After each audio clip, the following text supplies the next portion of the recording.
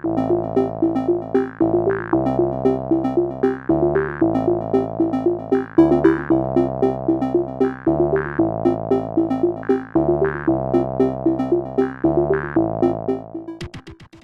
pessoal, esse é o programa Painel da Cidadania, programa semanal que tem como objetivo contribuir para a formação da cultura cidadã. Nessa semana vamos receber aqui o senador Paulo Paim. Por favor, senador, seja muito bem-vindo. A gente vai falar desse tema que incomoda toda a sociedade e é um tema que deveria ser abordado por toda a sociedade, que é a reforma da Previdência. Uma reforma que, a princípio, tira direitos das pessoas, faz com que as pessoas percam um pouco o direito a ser cidadão, o direito à própria humanidade e infringe também os direitos humanos. Paulo Paim nasceu na cidade de Caxias, no Rio Grande do Sul, um dos 10 filhos do casal Inácio Alves e Itália Ventura. Casado com Suzana Paim, é pai de 5 filhos. Sindicalista, em 81 tornou-se presidente do Sindicato dos Metalúrgicos, secretário-geral e vice-presidente nacional da CUT. Deputado federal constituinte e, após deputado federal constituinte, tornou-se deputado por mais 3 vezes, 4 mandatos de deputado, 2 mandatos de senador e está aqui. Senador, seja muito bem-vindo. Eu queria que o senhor se apresentasse, falasse um pouco mais dessa reforma da Previdência que vem incomodando muita gente. Tudo bem, é muito bom estar aqui no teu programa, Rocinho Barreto, e para falar de um tema que é a razão da minha vida, né? Que são essas 2 reformas, por exemplo, né? A que trata da reforma da Previdência e a que trata da reforma trabalhista. Na verdade, como diz muito bem a peãozada lá nas ruas, não são reformas, eles têm a palavra reformas. Quando ele diz, quando eu reformo a minha casa é para melhorar, né? Sem dúvida. Quando o que a gente acha. Eu estou até com um problema, digamos, com um filho, eu procuro reformar as ideias e construir propostas novas para que ele caminhe melhor. Essa é o contrário, é a destruição, é destruir a nossa previdência pública e é destruir a CLT e os direitos dos trabalhadores. Então, eu sinto que a população brasileira, quando ela tomar as rédeas desse processo, quando ela perceber o quanto que é cruel essas 2 reformas, que vai exigir que alguém se aposente, por exemplo, com 49 anos de contribuição e 65 de idade. Primeiro, 65 é falácia. Ninguém consegue. Primeiro, porque para começar a trabalhar aos 16, 16, não, e trabalho ininterruptamente. Ele não pode perder um mês, senão já fica 49 e mais alguma coisa. Então, a média de vida, eu vi por mim mesmo, se eu estivesse na fábrica, claro, eu estou no parlamento, eu iria me aposentar, sabe quando? Com 70 anos de idade. E calcule numa linha de produção, numa forjaria, numa fundição, ou mesmo num aviário, que você tem o corte do frango, onde o teu potencial mesmo é 5 anos de potencial de produção, como o empregador quer. Mas digamos que tu trabalhe lá um período maior. Você acha que algum empregador vai manter numa linha de produção alguém com 70 anos, 65, 66? De forma 60, nenhuma. não vai demitir. Vai demitir, estatisticamente te prova, e vai pegar alguém com 50 para baixo.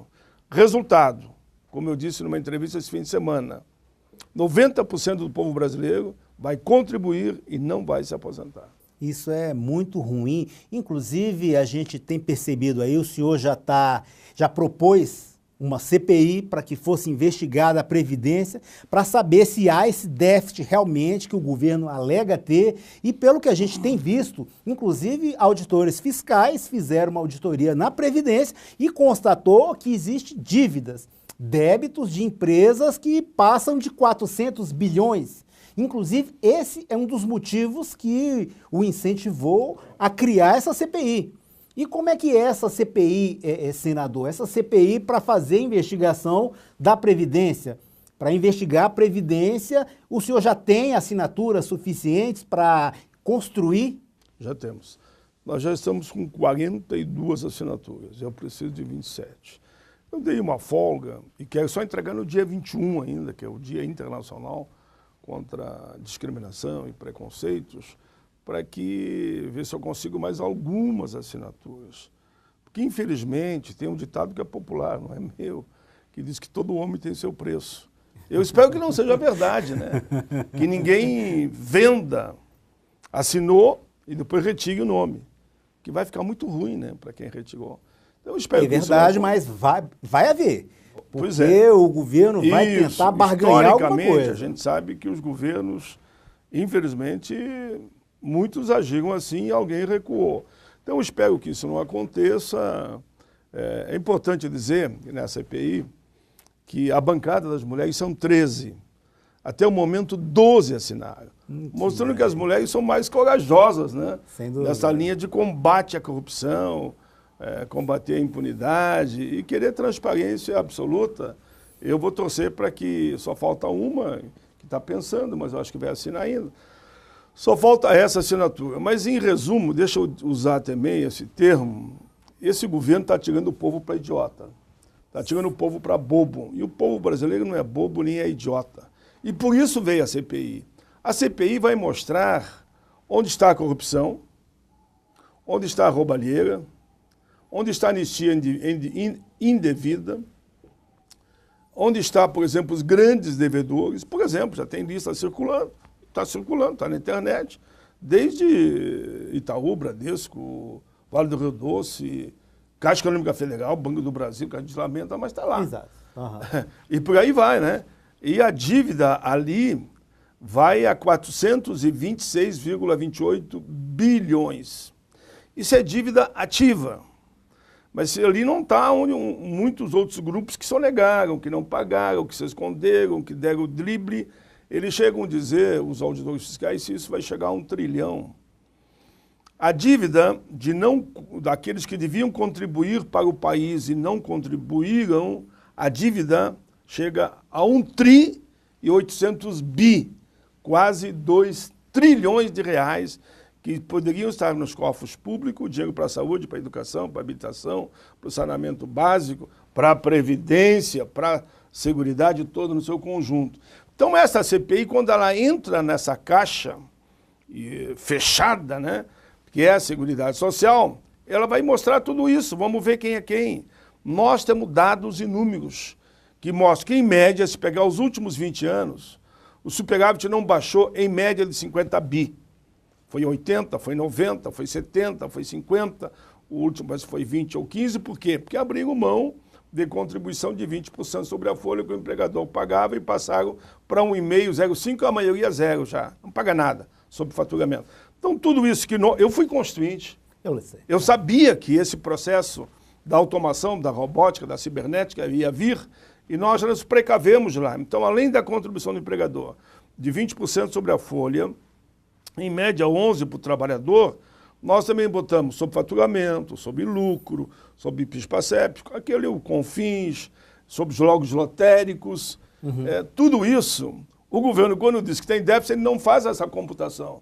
Ele só usa a contribuição do empregado e empregador, que ele, em parte, os governos abriram mão no longo da história. Então, essa CPI, eu sempre digo o seguinte: quem não deve, não treme. Não treme mesmo, né? Embora alguém diga, não teme, pai. Não é só não teme, não. É não temer e não tremer. Porque tem números que mostram que, inclusive, vai envolver parlamentares, que devem mais de 1 bi para a Previdência. Esses é que tremem, estão tremendo. Mas eu tenho certeza que, com a pressão popular, nós vamos instalar essa CPI e vamos ver quem é quem. Quem é que vai falar na CPI? Vai falar a Polícia Federal, claro que vai. Vai o Ministério Público que vai lá falar. Vai falar os profissionais da Receita Federal, os auditores do trabalho, os auditores da Receita, os procuradores da Fazenda. Recentemente eu recebi essa dos procuradores da Fazenda que me deram esse dado. Pai, é 1,8 tri. Que os maus pagadores devem para a União e teria que ser cobrado. E eles dizem, nós temos 2.000 fiscais, nós precisaríamos no mínimo, mais 8.000 fiscais. Inclusive, senador, um dos maiores temores do governo é temores e tremores, né? Essa... Só que é temor, tremor e temer. Exatamente. E Trump ainda. Esse temor maior do governo é que a abertura dessa CPI deu uma paralisada nas discussões dentro da reforma em ambas as casas. E isso vai acontecer consequentemente, e a necessidade também da abertura de uma CPI mista. Claro, eu trabalhei com as duas já. Só para sintetizar, eu estou com as assinaturas prontas para do Senado, mas também encabeço uma outra, que é a CPI mista. Estou coletando assinatura na Câmara e no Senado para fazer uma mista, para que você que está me assistindo nesse momento pergunte, pode perguntar para o seu deputado federal, já assinou a CPI? A CPI não é do país, a CPI é do povo brasileiro que está pedindo essa CPI. Já assinou o senador a CPI? Já assinou o deputado federal a CPI? Os dois têm que assinar.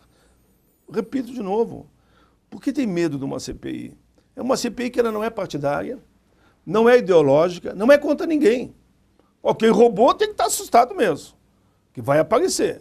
Há quem diga, e a frase não é minha, mas eu vou repetir aqui, que é do presidente da Confederação Brasileira dos Aposentados e Pensionistas, o Varley, dele, senador, isso aí vai fazer tremer mais do que treme a Lava Jato para muita gente aí.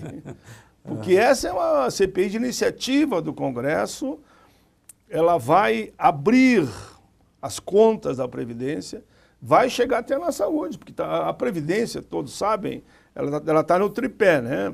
É a Seguridade Social, Previdência, Saúde e Assistência. Ali está a Previdência. Então, quando tu pergunta, bom, mas está aqui, cadê o dinheiro? Ah, foi para cá, mas vamos olhar ali então. Quem pegou, quem meteu a mão, quem roubou, quem é corrupto, quem é ladrão? Esses termos que eu tenho que usar mesmo. Ah, e foi para assistência, sim, mas foi para quem? Por que deram anistia para quem? Por que muita gente não paga e depois recebe anistia e fica mais 20 anos naquele refis, pagando parcelado, depois não paga de novo e dão mais 20 para ele? Que brincadeira é essa? Eu quero saber se as contas do povo brasileiro pode fazer isso. Pode não pagar, eles dão mais tanto tempo, depois tu não paga, te dão mais 20 anos. Então tu não paga a vida toda, na verdade. Te dão mais 20 anos para pagar. Tudo isso é a hora de nós botarmos a limpo nesse país.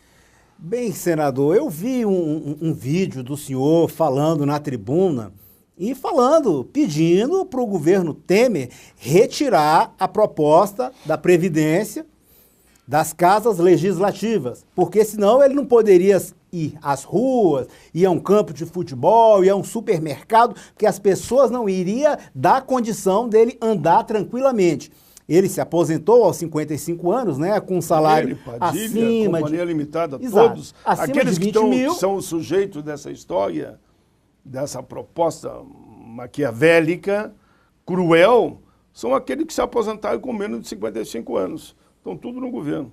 E que vai beneficiar, possivelmente, somente o capital. Somente o capital que está interessado nessa reforma.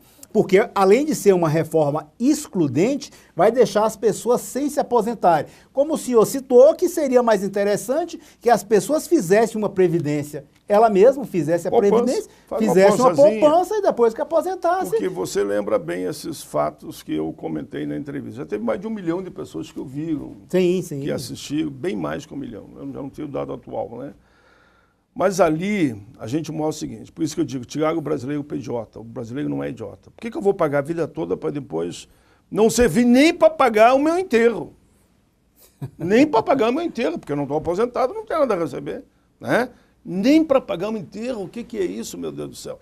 Mas quem está por trás, foi bom que você levantou esse assunto, é o sistema financeiro. É só ver os grupos de pensão privada, não precisa achar que eu estou mentindo ou falando a verdade. Procurem, peçam informação para ver o quanto que eles já tiveram de lucro só depois que o Temer assumiu, porque começou a dizer que ia fazer essa reforma, as pessoas foram se assustando e já foram procurando o fundo de pensão privado. Qual o problema do sistema financeiro, o fundo de pensão privado? Onde foi aplicado dessa forma que eles estão canalizando, tirando da pública? Chile, quebrou. O povo ficou sem nada, o governo teve para entrar com dinheiro. Argentina, a mesma coisa. Nos Estados Unidos, fundos de pensões privados, inúmeros quebraram e as pessoas andam mendigando pelas ruas. Colegas meus que vieram de lá agora me falaram que as pessoas mendigando, eles disseram, não, foi isso. Eu investi, porque é um fundo de investimento, ou seja, de risco. Que nem você comprar ação de uma empresa, a empresa quebrou, e daí? Você é acionista. Morreu todo mundo. Então, acaba é um risco enorme. Então, o que as pessoas vão fazer, na minha avaliação, para não dar esse termo que eu digo, não tire o povo brasileiro para idiota, São Michel Temer. O povo brasileiro não é idiota. Tanto que você nunca foi eleito presidente, você sabe, né? Você nunca foi. E às vezes que chegou a deputado federal, chegou ali, né? Tu sabe. Eu fiquei 4 mandatos na Câmara, então eu sei mais ou menos como é que cada um chegou para trabalhar lá. Como o povo brasileiro não é idiota, o povo brasileiro vai, no máximo, começar a trabalhar com uma poupançazinha, ele vai fazer uma poupança. E os números já mostram, se eu pegar o dinheiro que eu pago e que o empregador paga, só a parte do empregado e empregador, e se for depositado numa poupança, eu terei uma aposentadoria bem melhor, ou 1000 vezes melhor do que essa loucura desse abutre que ele está plantando. Senador, esse é um debate que há necessidade de participação de toda a sociedade. Só que esse debate ainda está muito excludente.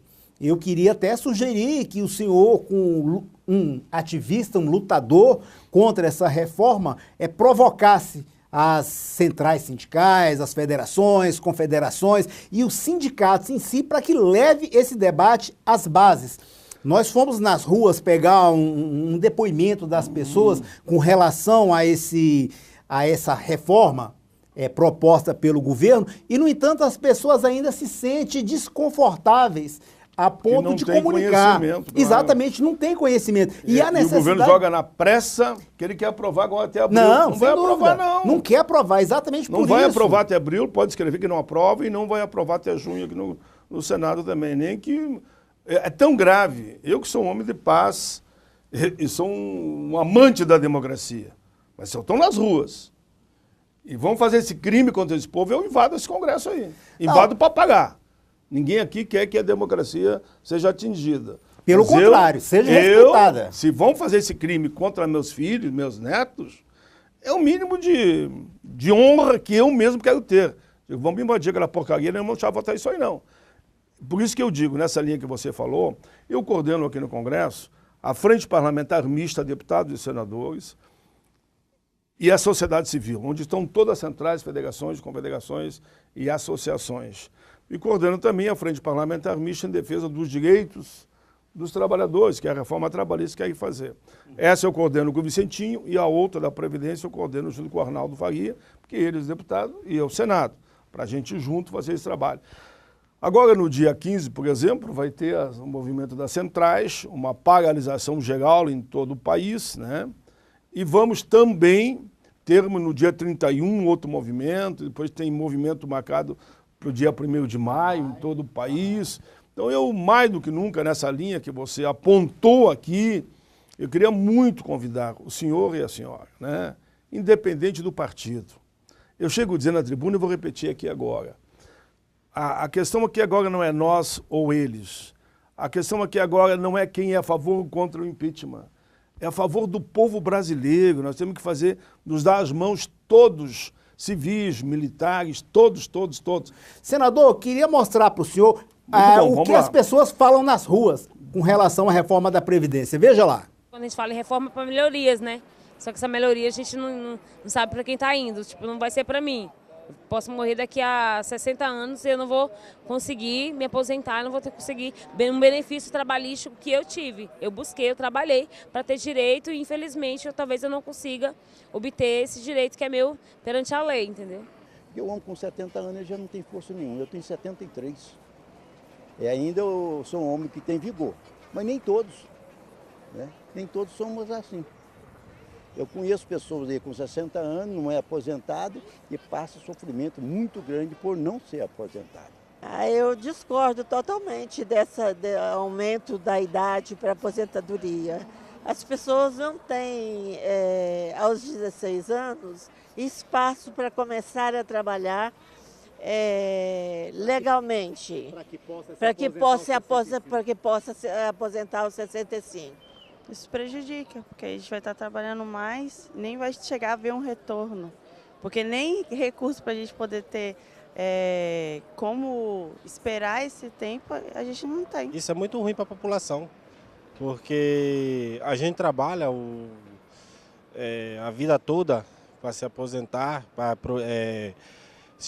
ter a chance de se aposentar e isso vai aumentando cada vez mais e a gente morre e não se aposenta.